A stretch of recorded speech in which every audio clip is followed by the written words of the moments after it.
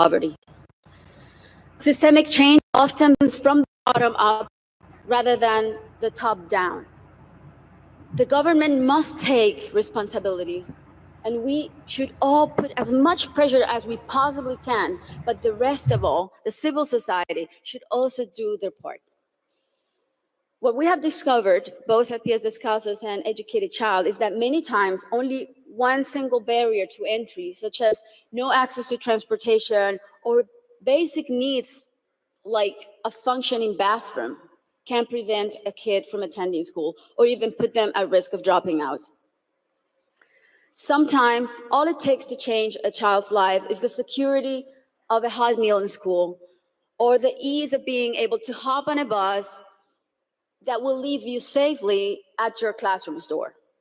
It's as simple as that. And these are simple interventions and they don't cost a lot. The biggest effort really is in mapping the communities, in going door to door, searching for the out-of-school children, talking to the parents, talking to their families. Giving a name and putting a story behind these children is the first step to start rewriting their story. Over the next 3 years, we pledge to get 54,000 kids who are out of school or at risk of dropout into the educational system. Ultimately, more than 295,000 people will benefit from this project, including children, teachers, families, and community members. New schools and classrooms will be built. School kits and uniforms will be distributed. Children will be enrolled in school, feeding and transportation programs. Teachers will be trained in strategies and in how to identify those students who are at risk so they can receive psychosocial support. And we are extremely confident that this partnership is only the beginning and will be the model to replicate throughout my country until not a single child is out of school. This is our responsibility. Thank you. This is our responsibility to our children and our debt to fulfill for the generations to come. Thank you very much.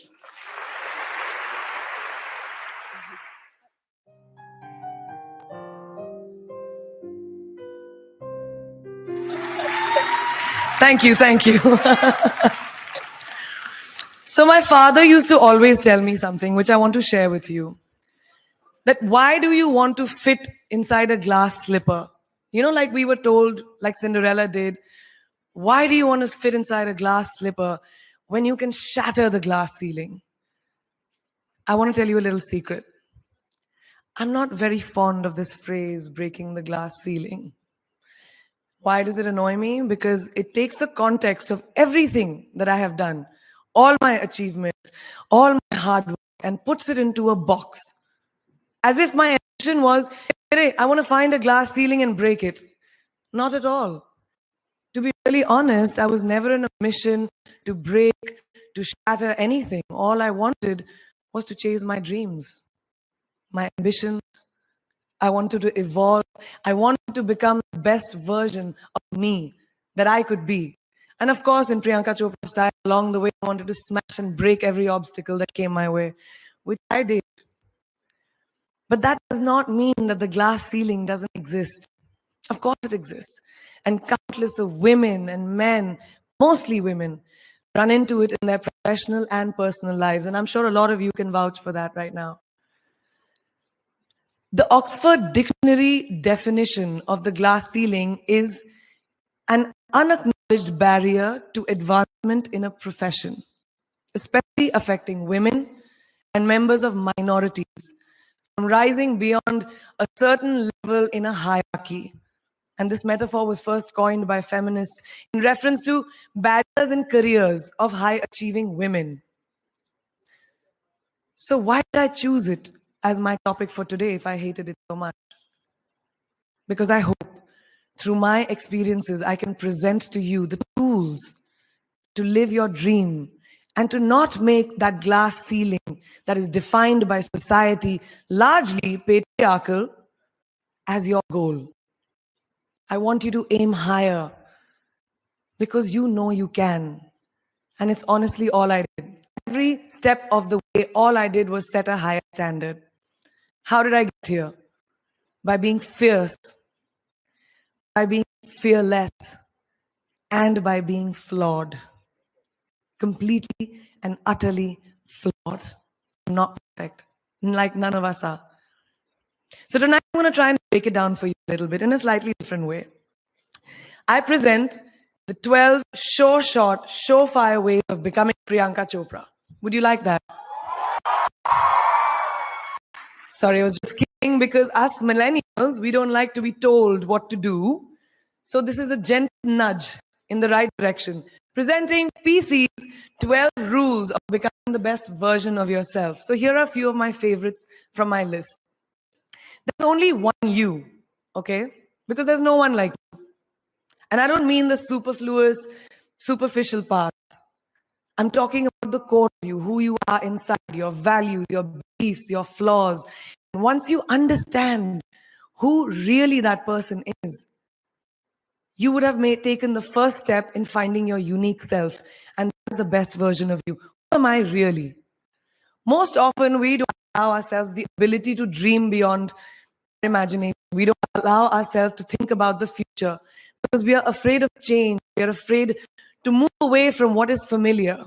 Either that, sometimes, we are too rigid to let our dreams evolve. Just loosen up, shake it off a little bit. Change is the only constant thing in life, and you are never too old or never too experienced to learn something new. Believe that you have everything already as your Brahmastra in your will to be able to be and achieve your dreams. Be fearless. I know I wanted to become an aeronautical engineer. What am I today? I'm an actor, I'm a singer, I'm an author, I'm a producer, I'm an artist. How did I go from becoming an engineer to all of these things? I made choices, the choices that I wanted for myself. That is rule number 2. Let your dreams fly. Give them wings. Be who you want to be just by being fearless. Now, opportunities. It's another important part of being fearless. They're a very funny thing, these opportunities. They don't come very often. They come far and few in between. But when they do we recognize them? Our job is to recognize them and make the most of them. I look back on all the things that I've done and I marvel at the opportunities that came my way. Miss India, Miss World, when I was in Bareilly in army school, my first film offer, my first music single, the first film I actually produced. There was never a plan, ever. More like the universe sort of guiding me towards these opportunities. All I had to do was recognize them and make sure I worked so hard that I squeezed every drop out of these opportunities.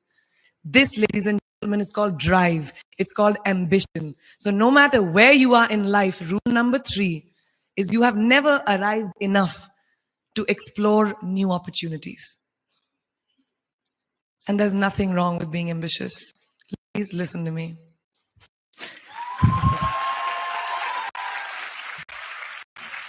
Now, for all of you guys who like everything in life, I don't think there's anything wrong with wanting to have the whole cake and eat it too. Nothing wrong. I want everything. Mujhe sab kuch chahiye. And there's nothing wrong with that. As long as you're not harming someone or doing something wrong, don't be scared to want more for yourself than you ever thought you could. I'll give you a small example. A few years ago, I was shooting a film called Dawn 2. You've heard of that, right?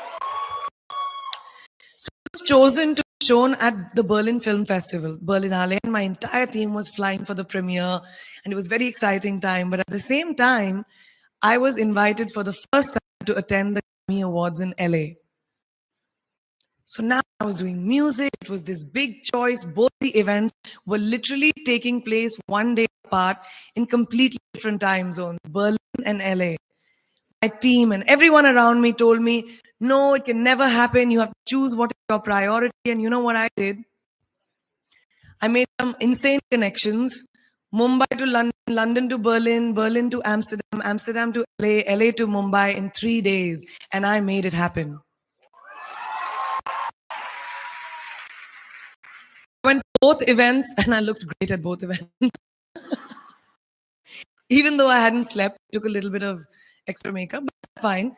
And that's not the only time I've done it. I've done it so many times over and over again. Why? Because I don't want anyone to tell me I can't have everything. I want to dream of everything and I have everything. So rule number 4, be greedy. Be greedy for your ambitions. Be hungry for it. Don't live on someone else's benchmarks. We are told so many times in our life, नहीं लड़की को तो ये करना चाहिए या लड़के हो सबसे बड़े, your responsibility is this is who you should be. Who can tell you who you should be?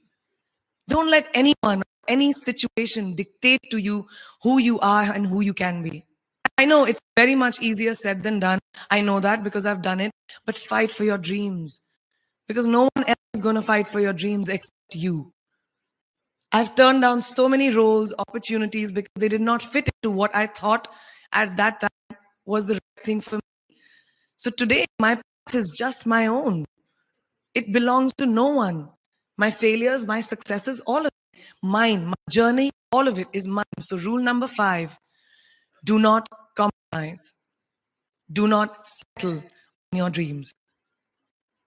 Now, who likes to fail? What? At least 15 लोगों ने हाथ उठाया. I'm really confused with this audience right now. That you like to fail? Well, I'm not talking to you guys then. I'm talking to those guys who hate to fail. Because I hate to fail. It's really as simple as that. It takes tubs and tubs of ice cream, lots of tissues, lots of tears, lots of dramabazi, my mother, my best friends, my family, everybody making me feel better about it. But the one thing that is as certain as night and day, ladies and gentlemen, is that you will fail. It's just how it is. And there is nothing that you can do to stop that. It's what you do after that'll define where you go. When something I've invested, thank you.